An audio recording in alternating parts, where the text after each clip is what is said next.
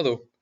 Today we're going to talk about laws, justice, and whether we should follow laws that exist in a country.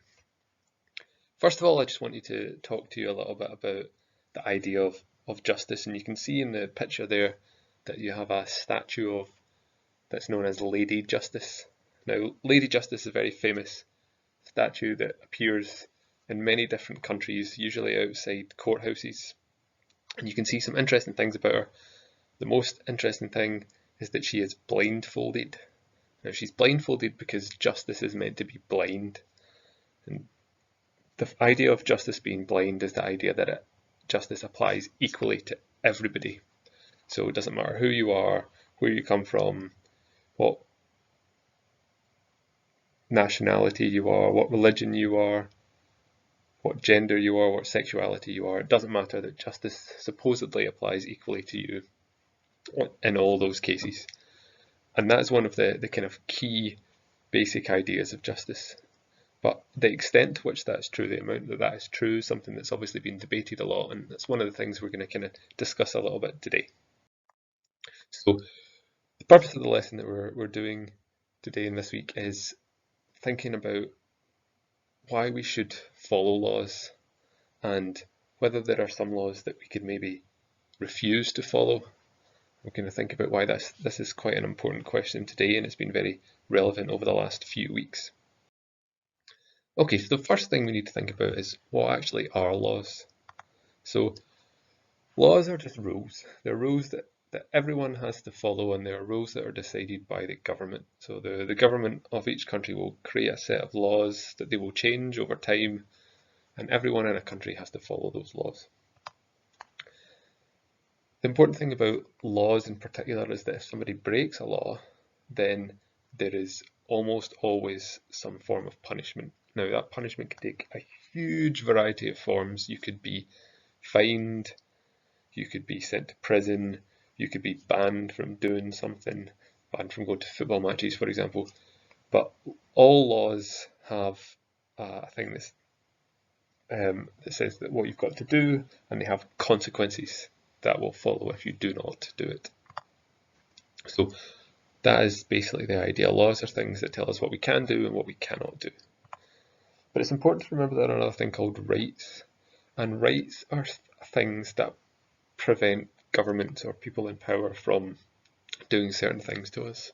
So we have a right to free speech. We have a right to a family life. We have a right to an education. We've also got a right to assembly. Now that means that you have a right to go out onto the streets and protest. And that's something that's maybe quite important at the moment, because in some ways there are laws now that prevent the right of assembly because of the coronavirus crisis. And almost all people would agree that it's right, it's correct, that the government has created a law that limits one of our rights because it's for the benefit of everyone. But that then gets into a difficult question of when can we give up rights in order to protect most people? Should we ever give up any rights to protect the majority of people? And that's when we get into the idea of which laws we can and cannot break. Now, in a democratic country such as Britain, a democracy is just this idea that everyone has a vote, and if you have a vote, then it means that you can pick who is in the government. And if you can pick who's in the government, that means you get to basically pick what laws are passed. So everyone can vote, and that means everyone has a say over the laws. So we all can choose which MPs or MSPs to elect, so we, in a sense, get to choose our laws. So they are not the government's laws, they are our laws that we have chosen. And so this means that because Britain is a democracy, that a lot of people think that because we have a say in creating these laws, then we also have a duty, that we have an obligation to follow the laws that exist, because we have all contributed to the laws that have been created. And that's a very difficult and complex question, that the extent, how far we should follow the laws because we have contributed to them being created. Okay, so The core of the lesson, the core of the things I want to talk about today is this idea of an unjust law. So the idea of something being just and something being unjust comes from this idea of justice. That justice basically is this idea that some things are right and fair, and injustice or an unjust law are things that are not right and not fair. So if you look at a law and you say, well, that law is completely unfair, then that means it is an unjust law. And if you look at a law and say, no, that law is totally fair, it's morally right, then we'd say that that is a just law. Famous civil rights campaigner Martin Luther King, who was famous in the 50s and 60s in America, said that one has a moral responsibility to obey just laws, and conversely, one has a moral responsibility to disobey unjust laws. So what he means by a moral responsibility is that it's something that you should do, that you should feel obliged to do, that it's the right thing to do, and if you didn't do it, you would feel bad.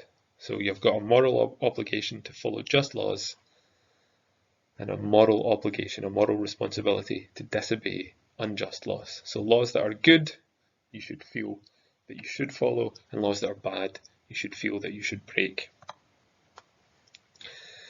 Now, that then leads to the problem. How do you decide which laws are just and which laws are unjust? And Martin Luther King had an explanation that he liked to use for this. And he said that a law is unjust if someone believes it is wrong and they are happy to go to prison for breaking it. So if you think that there's a law that says that you cannot buy sweets on a Friday, and you think that's an unjust law, it doesn't make any sense. You think that law is so bad, I would happily go to prison for breaking that law. Then by Martin Luther King's definition, that would be an unjust law because you were happy to break it and happy to face the consequences that would come from it. Now, Martin Luther King says that we can work out unjust laws on this basis because if people are sent to prison for breaking unjust laws, then the community and everybody in the community will look at that and say, I can't believe that person's been sent to prison for breaking that law, that's ridiculous. And if a lot of people started to think that and started to argue that, then this would lead to the law being changed. So his test of working out whether a law is just or unjust is if you feel happy to break it, happy to get the consequences of breaking it, and then if the consequences of you breaking it, i.e. being sent to prison or being given a fine, would lead to lots of people throughout the community feeling very angry or feeling very outraged, and so the law would be changed. And Martin Luther King's ideas led to a huge number of people breaking laws in the 50s and 60s. And there were a lot of laws that people looked at and said, this is an unjust law, and I'm happy to break it and happy to take the consequences of it.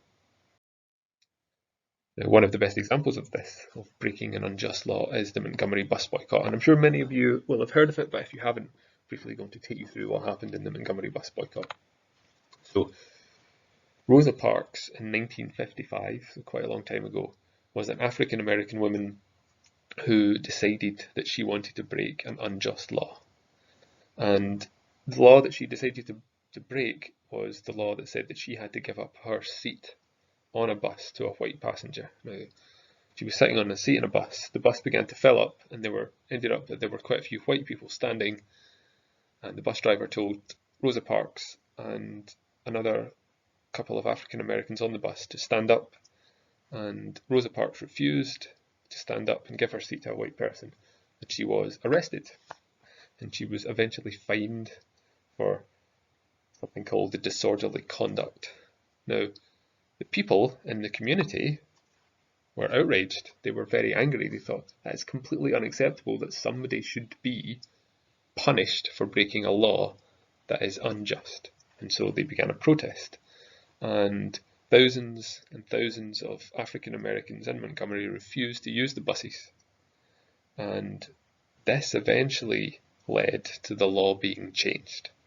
And so this is called a boycott. A boycott is just when you refuse to do something because of a certain principle. So you get bus boycotts to end the segregation on buses.